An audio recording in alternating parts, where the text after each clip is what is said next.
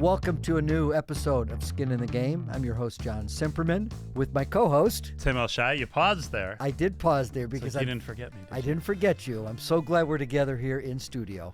You brought in a guest, and we're going to talk collectibles, trading cards. Yeah, somebody I've known for a long, long time. John, something you and I haven't talked about until now. I actually broke into journalism, writing about trading cards for Beckett Baseball Card Monthly, and my editor was the guy we're going to talk to today, cool. Tracy Hackler, who today is the senior brand manager for Panini America. Right. And the timing of this episode is impeccable because just in the last few days, there's been some record-breaking trading card news. Think about this. This is the secondary trading market. This isn't going to the card shop and buying your cards, your collectibles. This is the secondary market. Since really the first 3 months of this year, over $616 million has been traded with, yes, trading cards. Crazy. Yeah. I mean, you think about like just the economic scale of pieces of card stock. Right. But as we're going to get into with Tracy, not all trading cards are physical cards anymore. Right. So, but there were a couple. Here's what's really interesting. There were a couple of physical cards, yes, in mint condition, that were recently traded.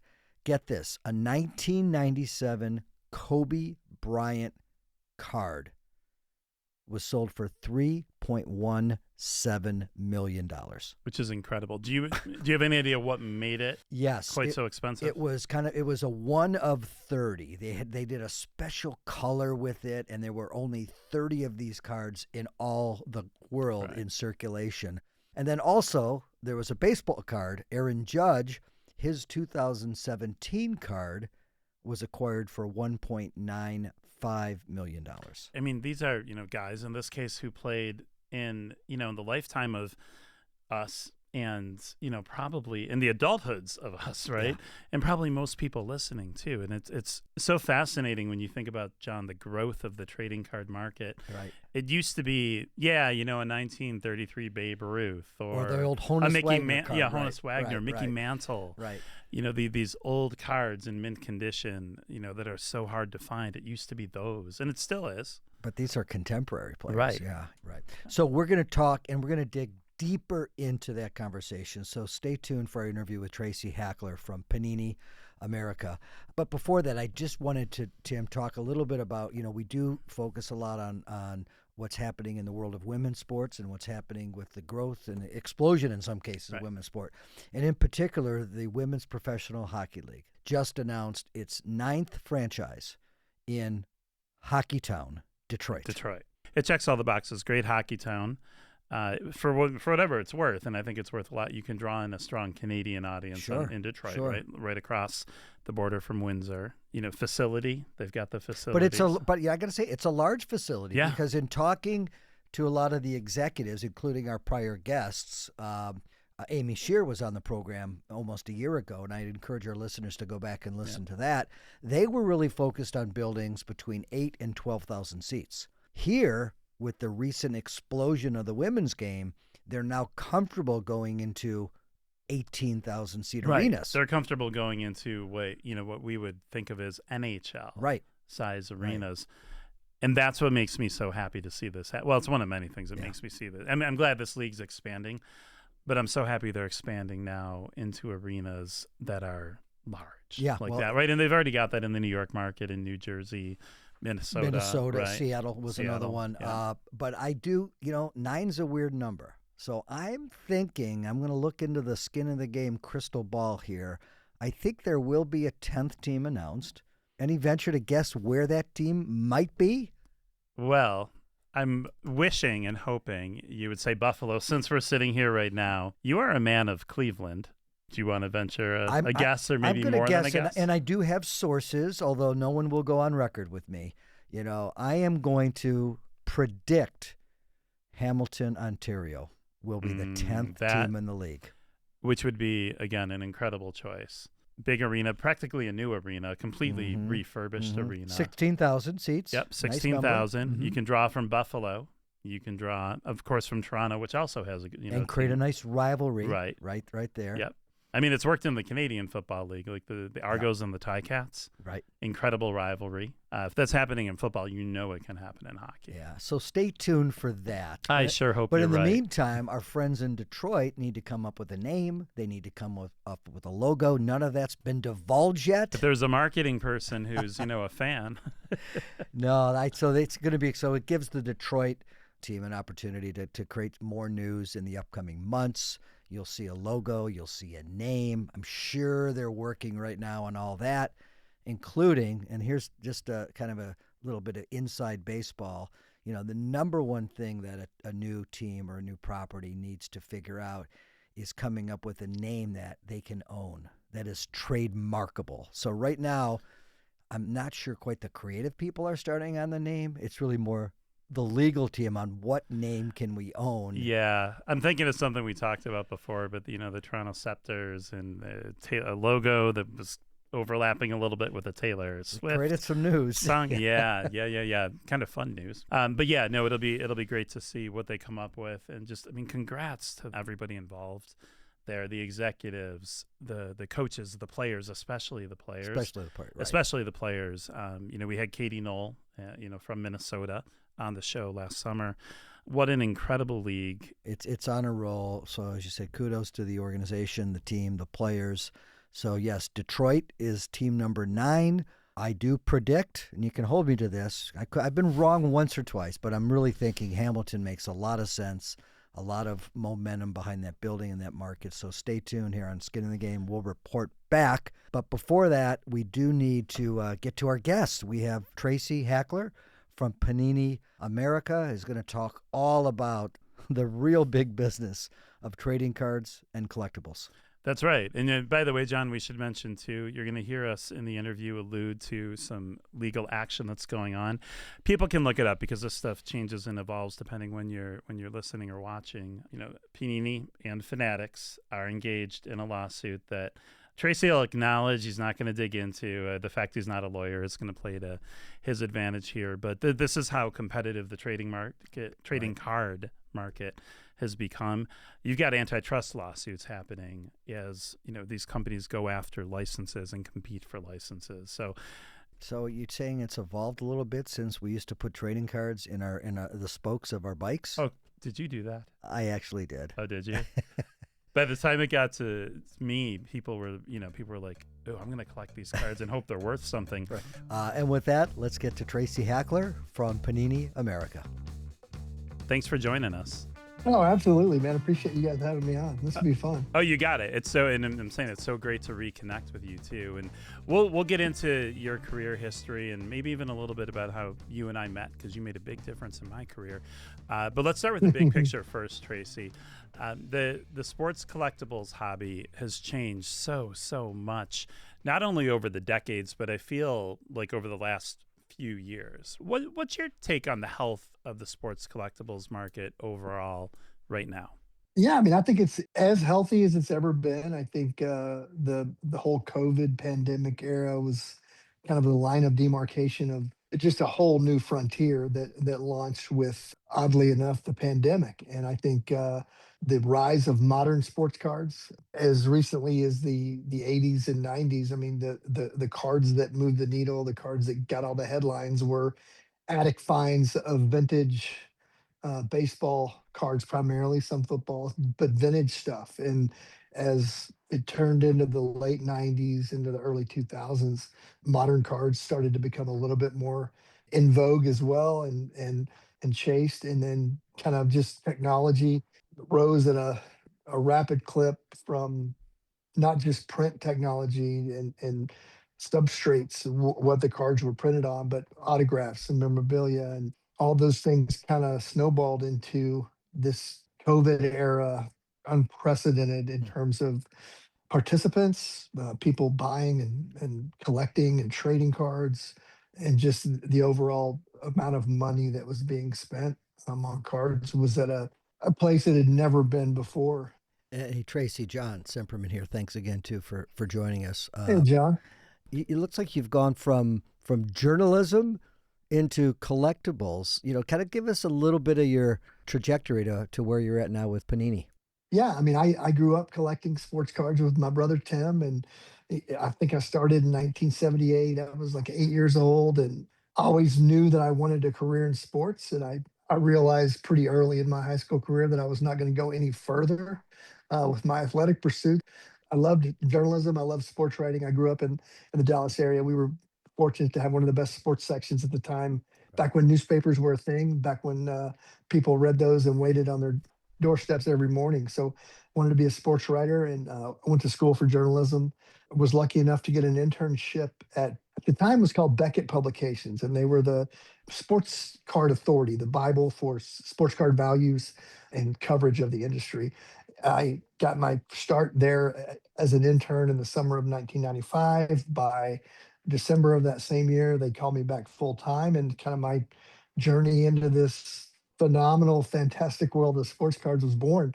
And it's actually at Beckett where I met your co-host, and Tim was a writer, and he hit us up via back in the day.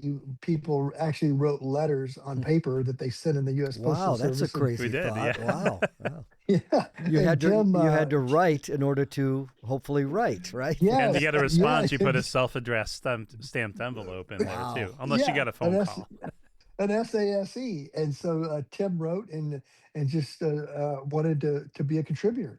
For me at that time, I was kind of just new in the company, but realized a lot about Tim, just his professionalism and his stick to itiveness or dedication. And so I put him to work writing feature stories for us because at that time, I'd kind of grown into doing baseball and football and basketball and all the magazines that we did. And Tim was a frequent contributor to a lot of our titles. So I've always had a great respect for Tim, and always enjoyed my interactions with him and my time I spent with him. But yeah, so that's how my journey into sports cards launched.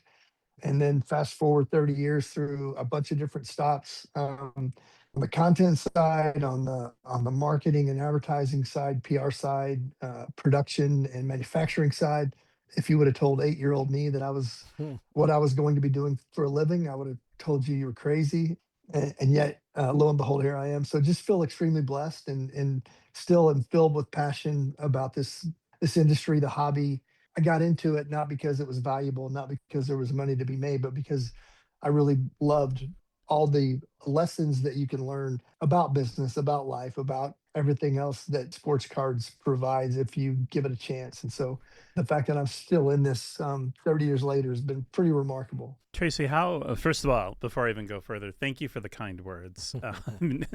Know how much I appreciate it. And, I was telling John before we jumped on with you, writing for Beckett was transformational in my career, but it was also really cool because writing for Beckett Baseball Card Monthly and football, hockey, basketball, racing. I remember there was a racing magazine back in the day. What an incredible way to write about sports, but also write about collectibles, to write about something that was a hobby, so a form of entertainment, but also a form of engagement, a hobby that people loved and still love so much. And that's my question for you. For somebody who, collected cards as a kid or as a younger adult, and who stepped away from it, if they were to go grab a pack of cards now and open it up, what would surprise them?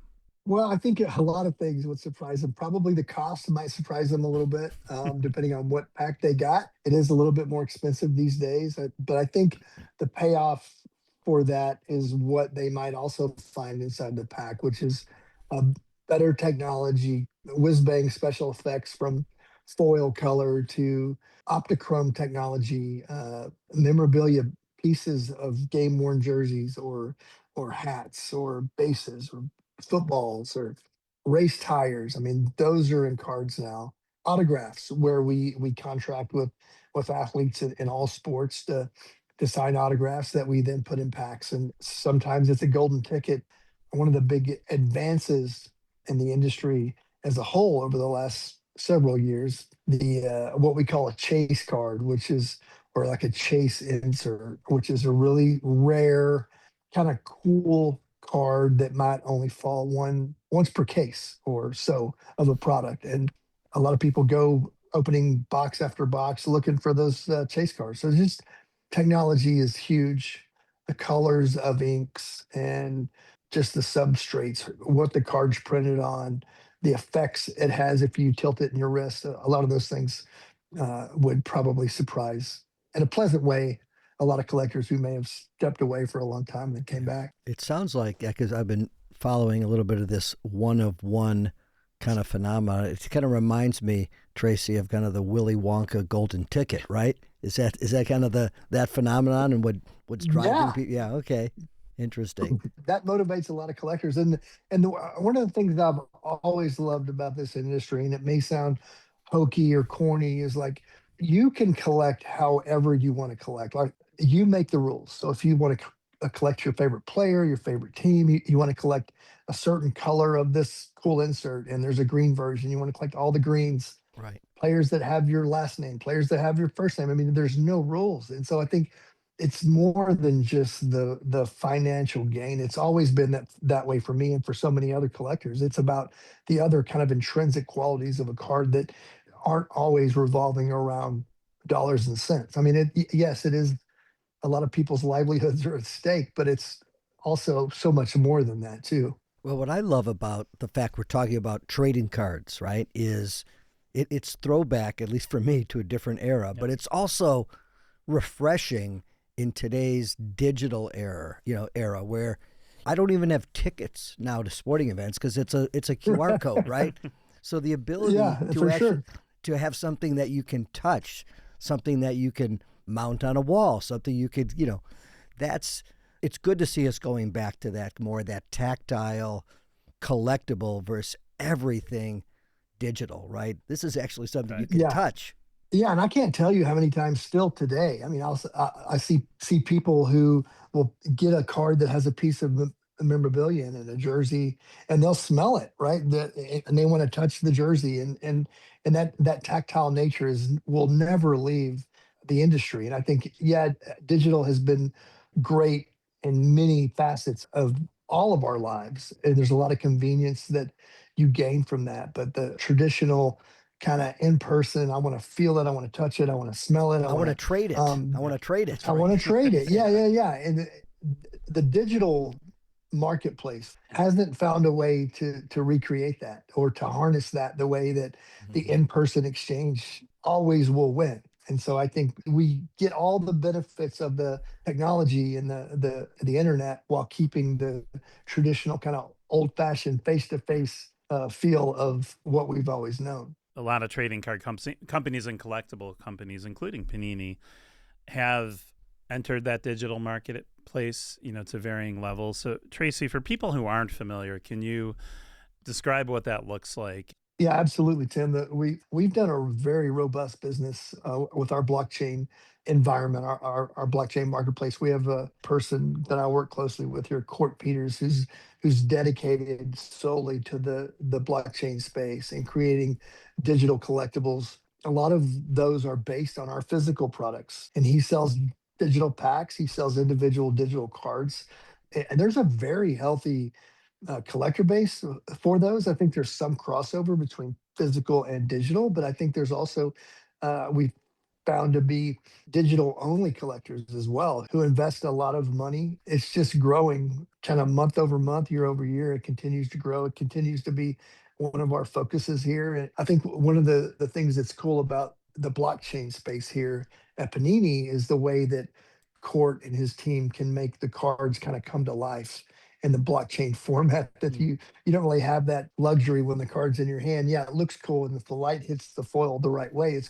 gonna do a little dance for you. But on the blockchain side, it's just lit up like a disco, and you can turn the card, and there's just a lot of special effects that don't necessarily translate to the kind of in-person experience. And so I think we'll continue to explore that space and take advantage of it and be a leading player in that space as it relates to trading cards. Tracy, on that blockchain platform or in that blockchain area, do you find that if you were to generalize, collectors are coming in purely to collect these digital pieces, or are they looking at them as like a solid investment?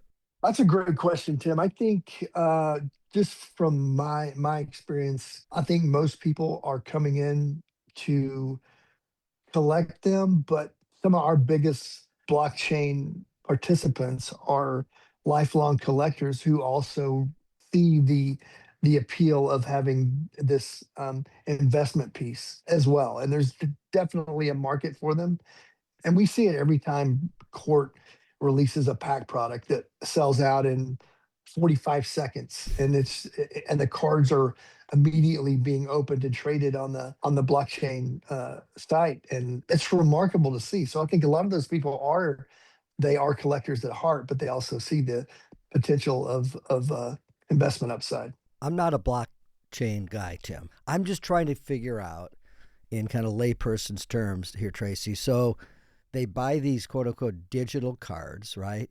How do they share those? I mean, are they putting them up on a projector in their game room? What's that kind of that emotional connection then that they have with these cards, digital cards that they now are in possession of? One is that you own it, Mm-hmm. and it's on usually on your phone or your device, your laptop. You have it forever unless you want to move it on the blockchain. The history, the transactional history of that card provenance is kept forever. So you can see when it was first opened and when it was sold, who bought it, when it was sold again, who bought it, the price. I mean, everything Interesting. is there for everyone to see. But I think that the overall allure, because they are cool, right? I never have to worry about a blockchain card getting damaged. It's not going to have a ding corner. It's not going to have a scratch on the surface. It's always going to be pristine mint condition. Your And mom's not going to sell them in a garage sale, right? Right. right, I'm No not gonna put shoebox it in my finds. bicycle spoke. Right, I'm not gonna put it in my bicycle spokes. So there's quite a bit of appeal to those. Like, I'm not the biggest blockchain guy, Right. but I've got a few blockchain cards, and I love them. I love to look at them. I love to. You can use your finger and drag, and you can turn it around, look at the back, and Yeah. it is a very cool element of the trading card industry that's really grown over the last decade or so. We're here with Tracy Hackler, who's the senior brand manager of Panini America, and we're talking everything trading cards, both digital and physical. Tracy, what I've been following, and I'm really interested in your perspective on kind of the up and coming sports. Who's hot?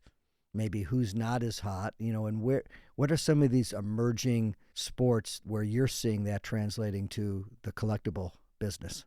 I think I have to start with the WNBA. I think that sport, that league, its players have really skyrocketed over the last 3 years. Certainly, it doesn't hurt when you have a draft class like Caitlin Clark and Angel Reese, followed by Paige Beckers Mm-hmm. and Kiki Right. Ariffin. And I think this year's draft class with AZ Fudd and Olivia Miles and others. Obviously, Caitlin coming into the space brought a lot of eyeballs and really enhanced the league's following a great deal. And then it kind of last year's class with Paige Beckers and Kiki and Sonia Citrone and so others kind of added more eyeballs to it. And now it's off and rolling. And so I think WNBA has been strong for us as a license. We're thrilled to have it. We've had great success kind of year over year. National Women's Soccer League, NWSL, is a new license for us this year. I think there's a lot of upside there, a lot of potential, a lot of superstars that people know from international play are playing in it. So we just kind of launched offerings on the NWSL side. It's been a early success. I think that will continue, and I think a sport like NASCAR has obviously been around for quite a while, but new young drivers are coming up and making an impact.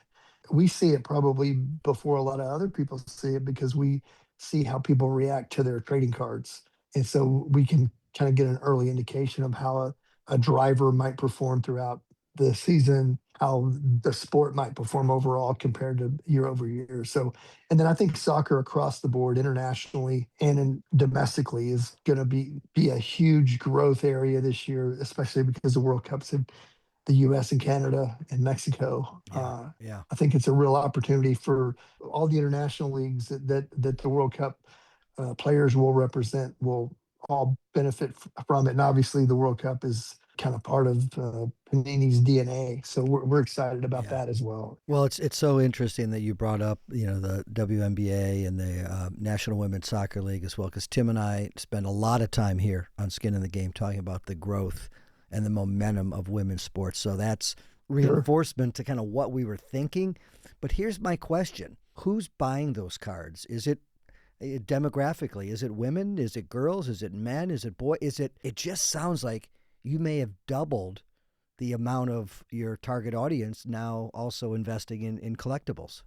Women's sports is not the only thing exploding, because we're also seeing a rise in the participation of women in the hobby. More women now than there ever have been at shows. You see them at the National every year. You see them influencing online. They've added such another dimension to the marketplace, and it's been so exciting to see. So I think, to answer your question, the bottom line is people are going to buy what they can make money on. And I think it speaks to the appeal and the popularity of the WNBA and the NWSL, that you see more women collectors, but you also see the traditional collectors of football cards or basketball cards or baseball cards, who see a real opportunity not just to make money in these other women's leagues, but also to appeal to if they're hobby shops or they're online retailers, they need to have the inventory to appeal to those same people as well. Tracy, the licensing landscape is obviously shifting straight across the industry. And anyway, people have been paying attention to the news, know that Panini is in an ongoing legal dispute with Fanatics that's playing out in the courts and in the background right now. Not asking you to get into the legal specifics of that case. Unless, of course, you want to. Right? I mean, if you want to, but since I don't see an ESQ Esquire after your name, we'll skip that part. Yes, I appreciate that. You're good with that one. All right, but here's what I am wondering. How does Panini think about competing in an environment where those rights are in flux, and even just broadening that out a bit more, where licensing is changing? There's a lot to go after, and there's increasing competition or tougher competition for it all at the same time. Yeah, I mean, I think our DNA here is to do what we do best with what we have, and I think that's been our mantra since I started here back in 2010. We do our level best not to pay attention to any of the outside noise and just put our head down. We have such brand equity in all of our brands that have been around for decades. And so I think the brand tenets that we've built those brands on, those remain the same. And we continue to try to push the envelope creatively with technology, with marketing initiatives, and really just focus on what we can control. I mean, it's kind of the old coaching adage, but control what you can control. Yeah. And I guess, and Tim, when I looked at Tim and Tracy, I guess for our listeners, license versus non-license. And license, I don't want to say simply means, but that's an arrangement with the league to use their uniforms in their markets. And non-license, and I assume this is the case, Tracy, is really you're forming a partnership with the Players Association. Is that correct? And still doing their likenesses, maybe without the team branding. With the players, yeah. Right. And well, you brought up players. Where does kind of name, image, and likeness come into this? And where do we see this kind of starting to go in collegiate sports? Maybe give me a little one-on-one on where collectibles stand now with name, image, and likeness opening up. That's another part of our business that's really changed over the last several years as the whole NIL landscape has changed as well. We've tried to be on the leading edge of that even back in the day, and I think it's a bigger part of our business than it's ever been.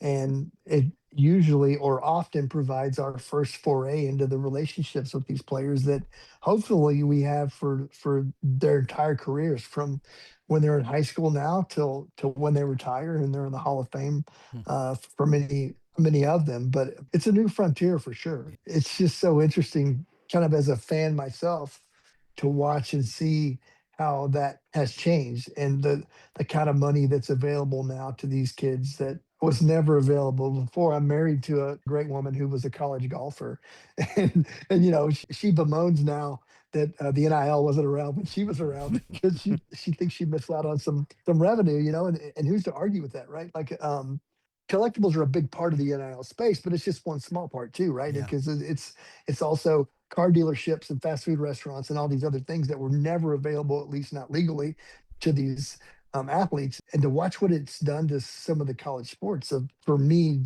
like as a fan watching it, like I felt like every player is a 1 year free agent, Right. and Yeah.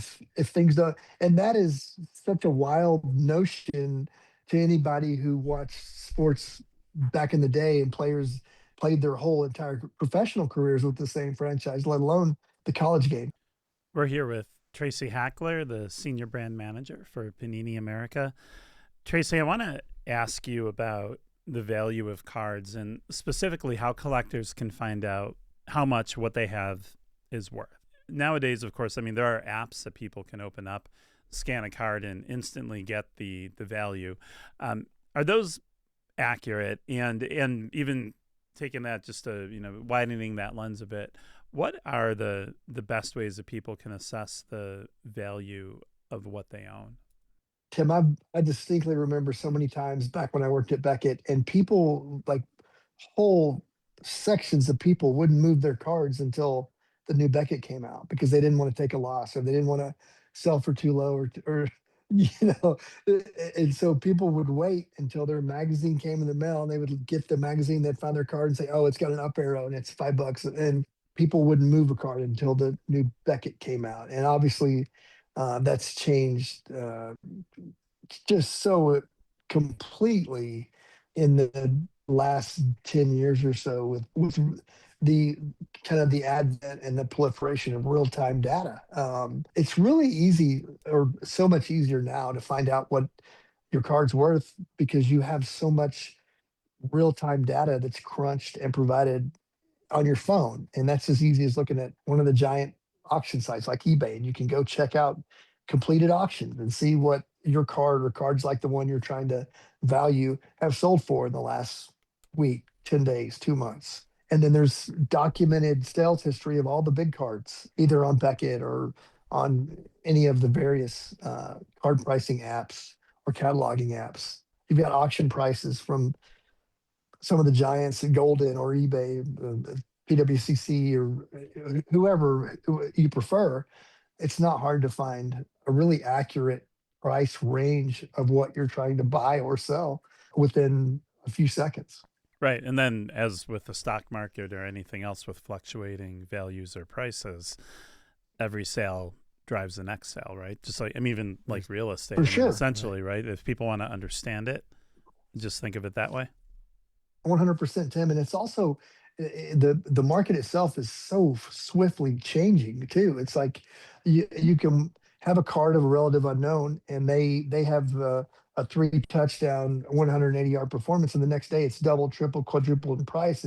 It's that part of the business is maybe not talked about as much, but the way that element of the industry has changed, probably it goes underreported. I still, like, as a guy who was around before all this, right? It's like, to think that prices could change on a card in during a game, during a first quarter. It's remarkable. A guy hits a great shot at the buzzer, and his cards will shoot up in value immediately. It's just it's been fun to watch. Absolutely. Do you find too, Tracy, if a player has something that happens outside the game, it happens off the field, whether it's good or bad, can that drive the price of a card a bit up or down?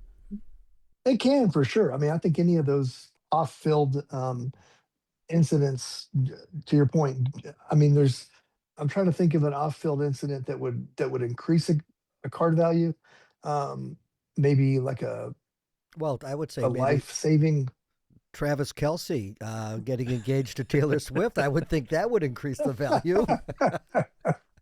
Well, that is a good point, but I think the value of his went up when he Right. dating her. Right. Yeah. Right.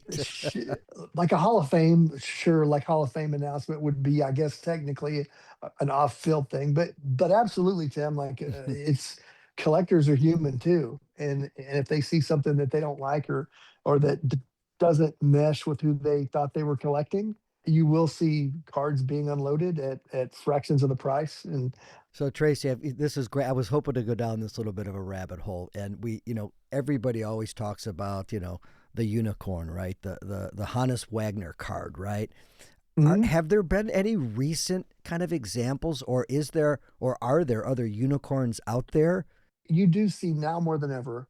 And that's one of the things that it was a real indication that things were changing during the pandemic. Is it was the first time really that a modern era card or cards were generating millions of dollars in secondary market sales, whether it was the Luka Doncic 101 NBA logo man card or the Giannis Antetokounmpo logo man autograph rookie. I mean, those cards were bringing just ridiculous, what seemed like ridiculous money, because prior to that time frame, and Tim can attest, like those types of dollars were spent for the Hannes Wagner stuff or the Mickey Mantle graded nines, and during the COVID explosion, you started to see for the first time those modern era cards bringing that kind of money and interest.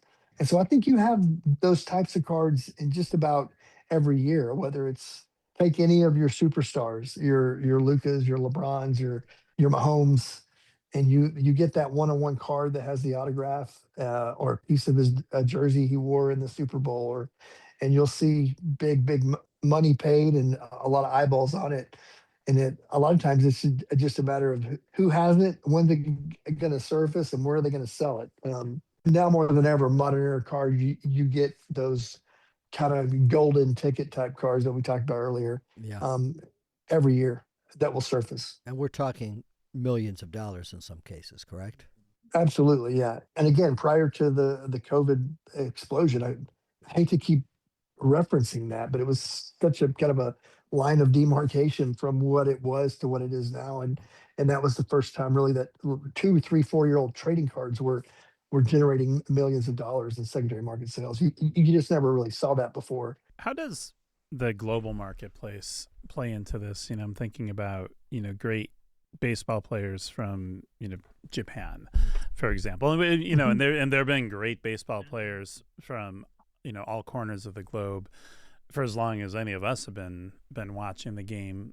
But Tracy, as you're describing it now with the marketplace being as global as it is, and the ability to buy and sell internationally, and going back to blockchain collectibles, the ability to sell something instantly and transfer ownership instantly. So how does interest from countries around the globe play into the marketplace that's based here in North America?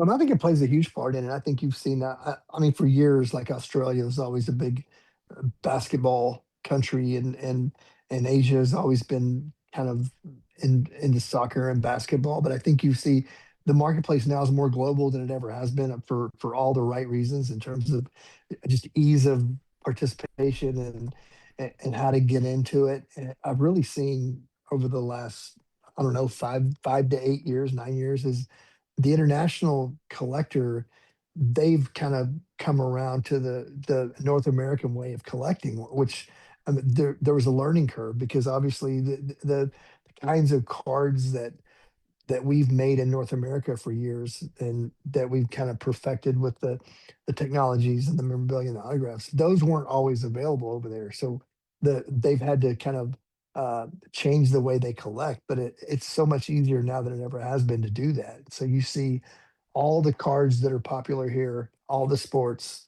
they're just as popular over abroad as they've ever been. And I think the growth area international for sports like soccer, for tennis, we see a robust international market for. We have a deal with Yannick Sinner, who's the number one ranked tennis player in the world, and a lot of international people are buying his Panini cards. But to go back to the soccer and the women's sports that we talked about, NWSL, the WNBA, Major League Wrestling, Professional Fight League, like we see that international audience because there's so many international participants in those sports. They find their players and they find their American cards and they buy them and they trade them not just in their home countries but also over here. So it's growing kind of every day probably, and the sophistication of that consumer has grown so much as well. And Tracy, as we wrap up here, I just one more question on this kind of this international landscape. Panini is a global company. Are there sports, that are completely random or foreign to the American or Canadian market that Panini is producing sports, from other countries? It just for our listeners, are there some random sports out there that one wouldn't think would have a collectible card industry, but it does?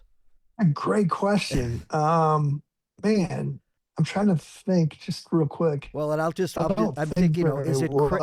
cricket? Is it rugby? Is it something even more obscure than that you would not think of it being having such Well, fandom? Tour de France maybe could be one that not a lot of people might realize that there's cards for, Yeah, that's but fun. we're in that space. And then the other ones that you bring up are compelling as well. But So what's that Lance I have to Armstrong? think. What's that Lance Armstrong card worth Speaking of now?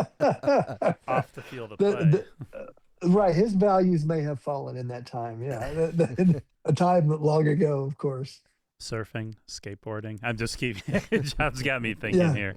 And we can yeah, name like again extreme great athletes. sports. Yeah, great athletes from all these Yeah, years. Yeah.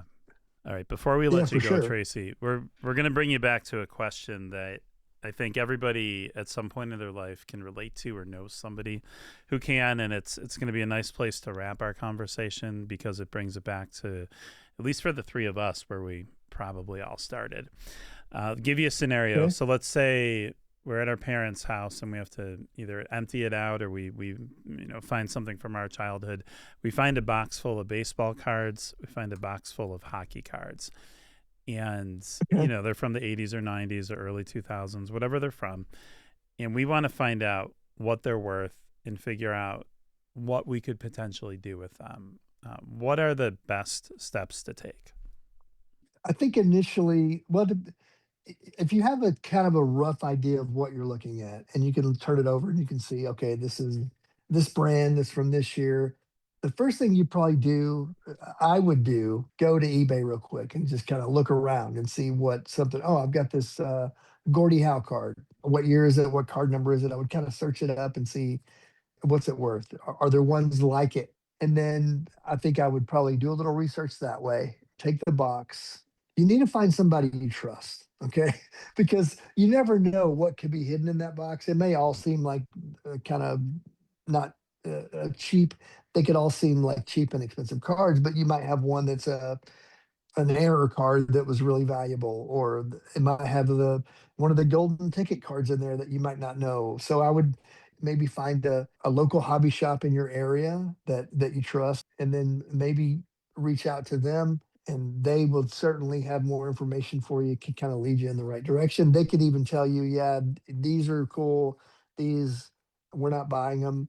I worked at a shop for about a year and a half, roadshow cards, and they have shops across the country. And I worked there. The number of people that would come in with like a late 80s, early 90s cards, and we had to break their heart every time and tell them, not only are we not going to buy these, but you're going to have a hard time getting anything of value out of these, just because, Tim, as you know, it was the overproliferation, overproduction era. And so that's always a tough conversation to have. But I think educate yourself as much as you can. Find somebody you trust that might can steer you in the right direction, just on what you have and what the best maybe methods of either liquidating, if you want to do that, restoring, grading. You might want to do that. I guess it also depends on what your goals are. If you want to keep them, if you want to get rid of them.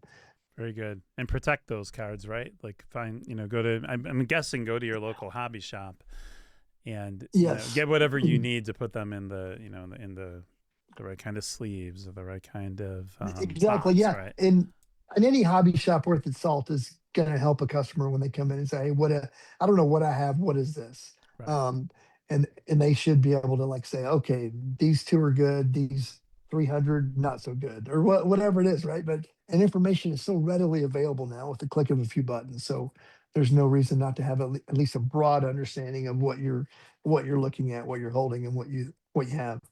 Well, I for one am going to head down to the basement and see what I have now. I'm motivated. I don't think I have much, but it'll this will at least be a catalyst, maybe to clear out the basement. As long as it wasn't late '80s or early '90s. Yeah. If it was earlier than that, you're good. If you have any Hannes Wagner, Mickey Mantle, Babe Ruth, let me and Tim help you out. All right, yeah, I'll let you know. yeah. I know a guy. I know. All right, well, Tracy, listen, this was awesome to have you on the show. Thank you so much. Great to reconnect with you. Yes, sir, man. I really appreciate it. Yeah, great to introduce you to John and to everybody out there. So, Tracy Hackler, Senior Brand Manager of Panini America, thank you for joining us on Skin in the Game. Hey, thank you, guys. Appreciate y'all. Thanks, Tracy. Be well. All right. All right, John, you too.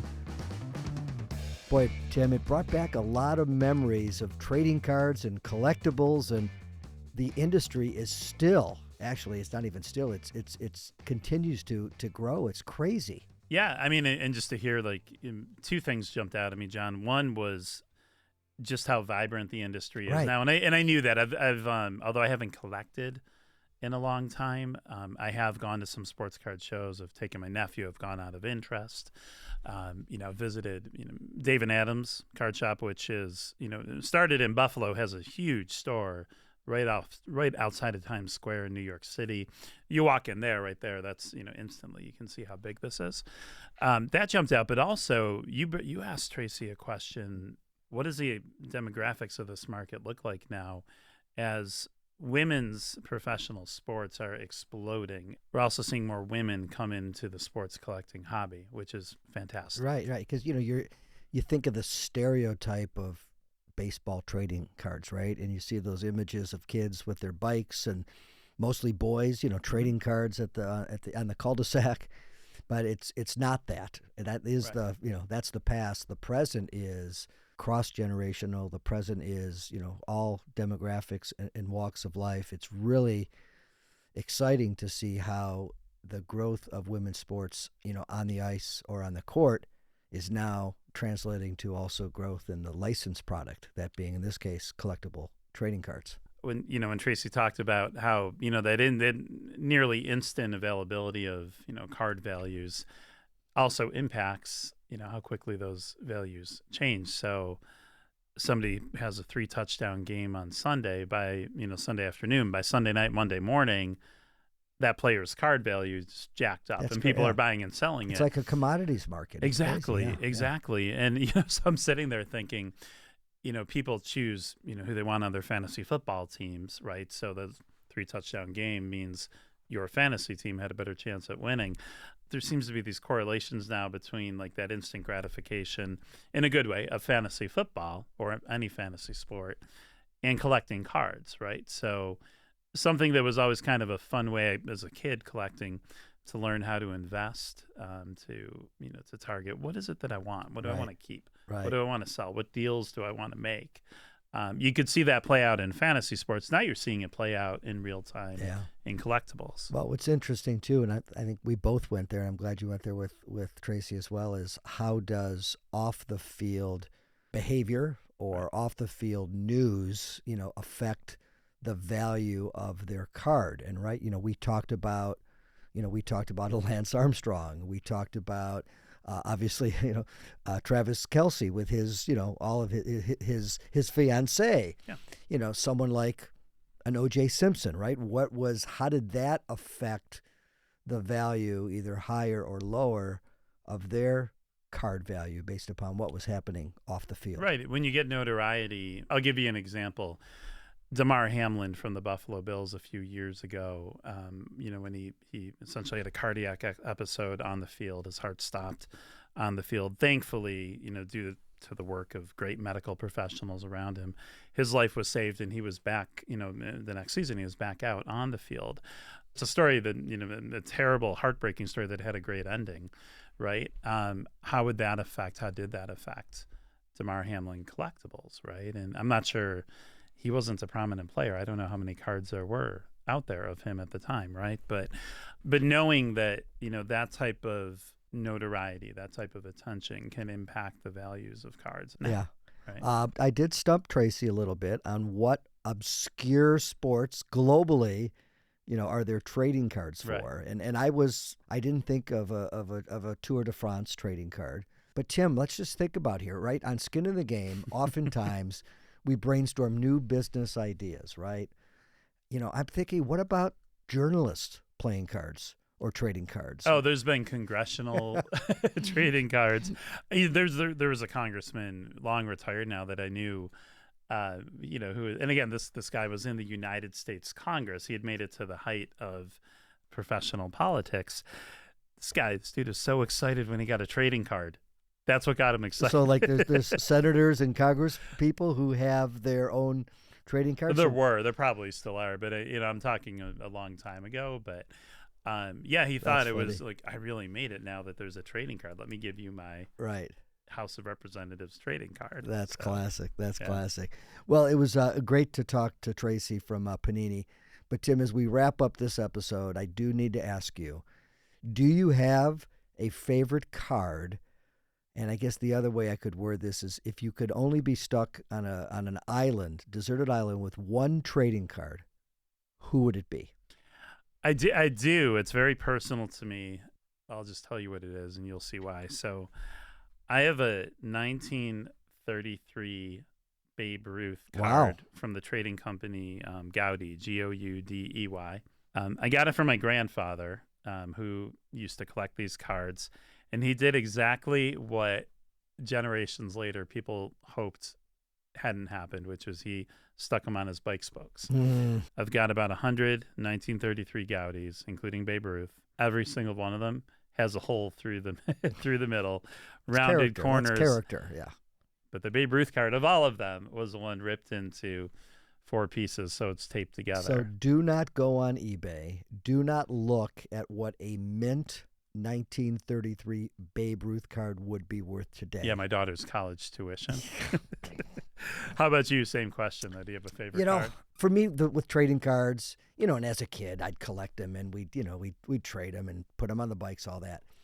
But for me, I always had the most affinity for, as you know, I'm a Cleveland baseball fan. So all the old Cleveland Indians players, many of the players in the 70s, 80s were not good. But I had an emotional connection to those players. Yeah. So I always valued those players and those cards more than the Yankees or the Red Sox or the Dodgers, because those were my guys, right? I do need to tell you, I had, from all my cards growing up as a kid, right? I had all my boxes of cards. Who knows what was in those?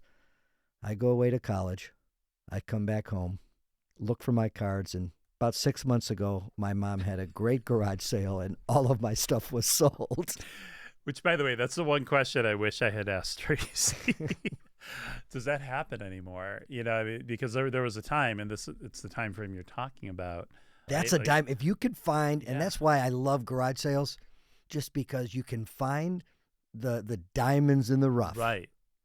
Do people does that evade people? Does that elude people? And do they sell the cards still at a garage sale? Or are they immediately going online? Like Tracy said, go to eBay, get the value, go try to sell it to a dealer. Question for the next conversation. But before we wrap, John, Lynn Bader, our executive producer, just sent a note over. $750,000 would be the value of a mint 1933 Babe Ruth Gaudi. Admittedly, far more than my daughter's college tuition, even for 4 years. You could send a family to Ivy League college for that much money. Well, I'm glad that you didn't have that card, because you probably wouldn't be sitting here doing Skin in the Game with me right now. I'd just be wearing a custom suit. I'd be right here with you. So thank you, Tracy Hackler from Panini America, for joining us here at Skin in the Game today.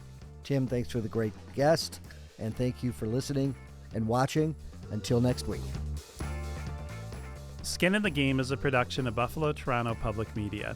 You can catch up with all our episodes on btpm.org or on the Buffalo Toronto Public Media YouTube channel. Thanks for listening.